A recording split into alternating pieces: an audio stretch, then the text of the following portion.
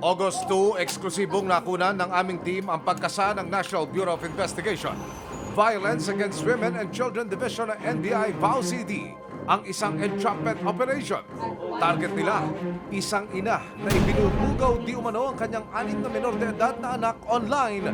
Kabilang na ang kanyang 2 buwang gulang na bunso. Bukod sa pagbebenta ng kanilang malalaswang litrato, tinuruan na rin daw nito ang mga bata na gumawa ng mga halay na bagay sa isa't isa sa harap ng kamera. Unconscionable na yung ginagawa nila. Kasama ang resibo. Kumulak patungong Caloocan City ang mga operatiba bitbit ang warrant to search, seize and examine computer data.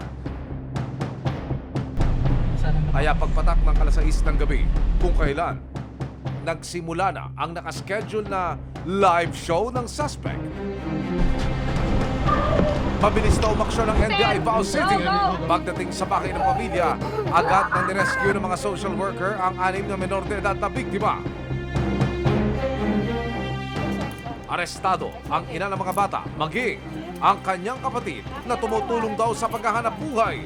Nang makausap ng resibo ang ina ng mga menor, Dahil sa sobrang kahirapan po, ma'am. Sa tingin po ninyo, bata po talaga yung paraan para po magkapera? Tungkol yung trabaho yung asawa ko. pero ang kanyang kapatid, todo tanggi sa mga paratang. Ko naman po alam na may kausap po sila na gano'n. Sa video call ka nga po kanina. Naghilo lang naman po ako, yun lang naman po yung ginawa ko. Wala naman po akong sinabing iba. Ngayong araw, August 6, iniharap ng NBI ang 2 suspect sa publiko. Naharap sila sa patong-patong na kaso, kabilang ng online sexual abuse or exploitation of children. Ang kwentong ito, mapapanood din sa linggo ng hapon sa Resibo.